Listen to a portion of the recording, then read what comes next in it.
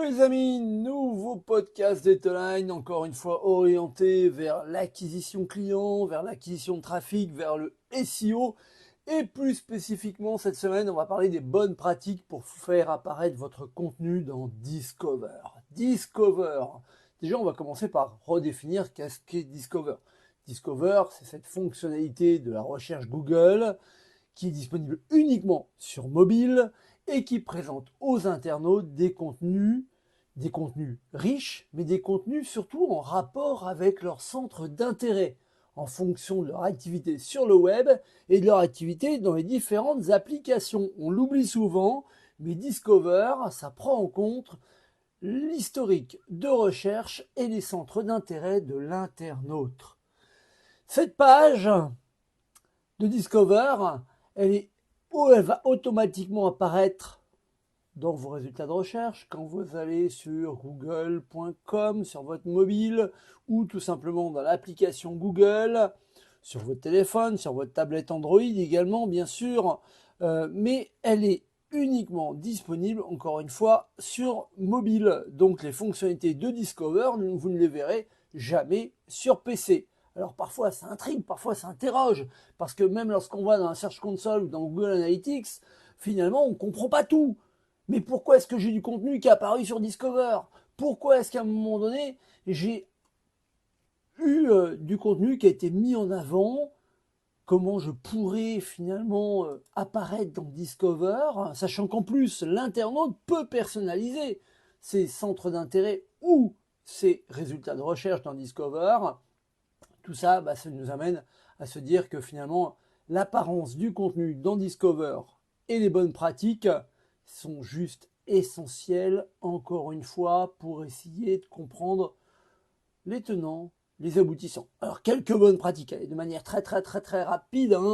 Discover utilise de nombreux signaux, de nombreux systèmes pour déterminer si le contenu est utile ou s'il est people first, c'est-à-dire s'il est vraiment tourné vers l'internaute.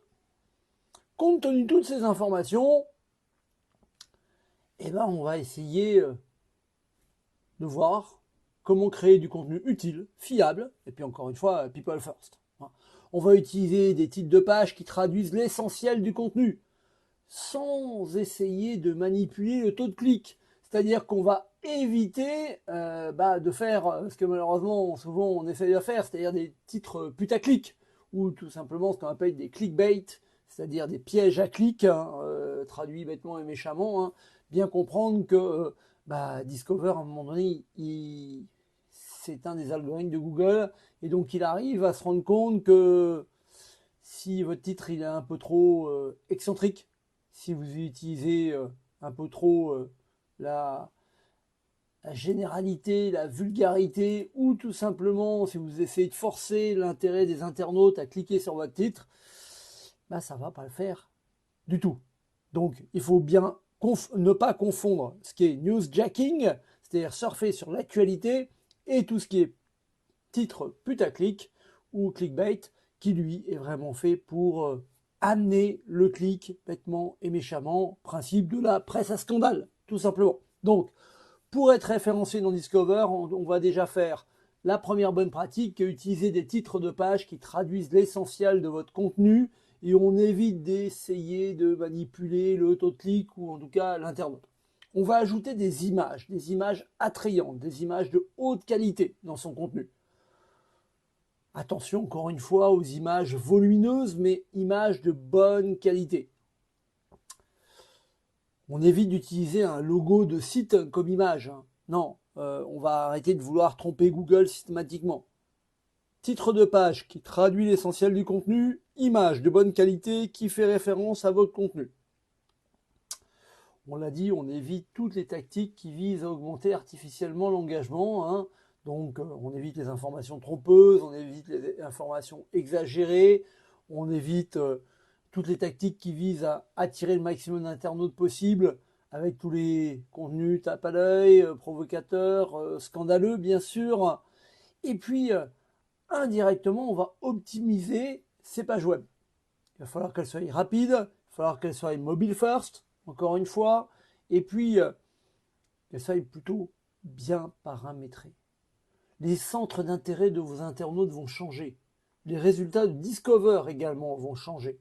C'est-à-dire que votre contenu ou vos types de contenus vont devoir également évoluer.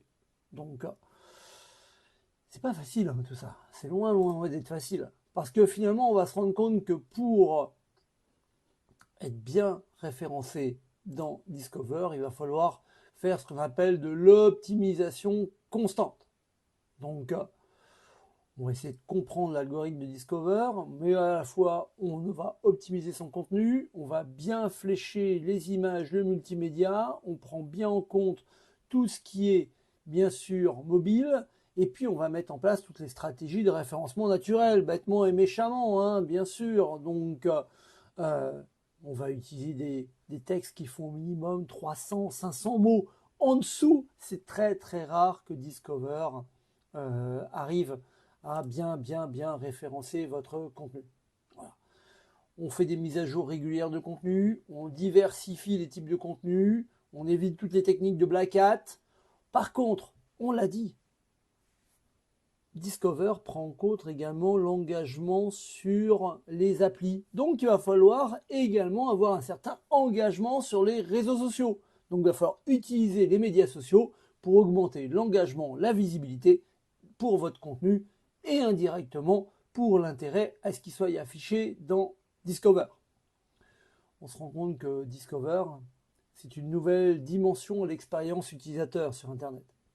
Contrairement à la recherche traditionnelle, Discover présente du contenu aux utilisateurs sans qu'ils aient effectué une recherche spécifique. Pour les entreprises, pour les sites web, être présent sur Discover représente une véritable opportunité aujourd'hui. Cependant, encore une fois, il ne faut pas oublier que l'optimisation sur Discover est en fonction des centres d'intérêt de l'internaute.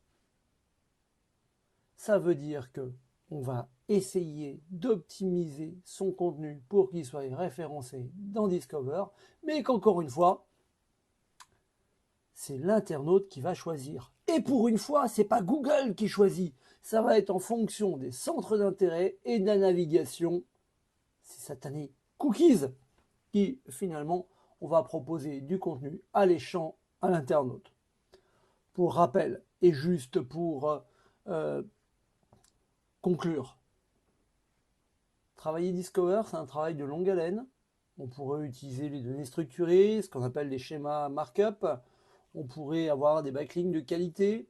On pourrait avoir du contenu fiable, du contenu vérifié. On pourrait avoir un site qui soit responsive, avoir une bonne vitesse de chargement.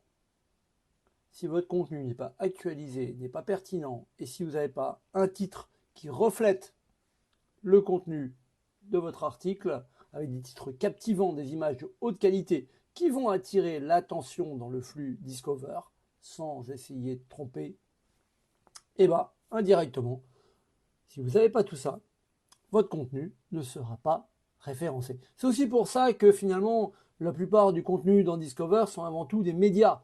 Pourquoi? Parce que c'est du contenu intéressant, c'est du contenu qui fait parler, c'est du contenu qui est partagé, et donc c'est du contenu qui intéresse l'internaute et qui correspond à ses centres d'actualité ou des centres d'intérêt, plus facilement. Et vous, qu'est-ce que vous en pensez de Discover? Vous y croyez? Cette tendance qui finalement, on en parle depuis quelques années, qui permet, lorsqu'on a le Graal d'avoir du contenu dans Discover, d'avoir un pic de visite de manière exponentielle, mais qui reste encore une boîte noire pour la plupart des gens, car ils confondent référencé dans le moteur de recherche et être référencé dans Discover, qui prend une dimension un petit peu différente, qui est les centres d'intérêt de l'internaute. Comme d'habitude, j'attends vos commentaires, j'attends vos idées, vos retours d'expérience, bien sûr. Alors, si vous nous écoutez sur toutes les bonnes plateformes de podcast, n'oubliez pas que vous pouvez toujours nous envoyer des messages par les réseaux sociaux. Si vous avez écouté ce podcast sur les réseaux sociaux ou sur YouTube, vous avez forcément une partie commentaires. Donc comme d'habitude, j'attends vos commentaires, j'attends vos réactions. Et puis, comme d'habitude, je vous dis à très bientôt. Ciao ciao les amis.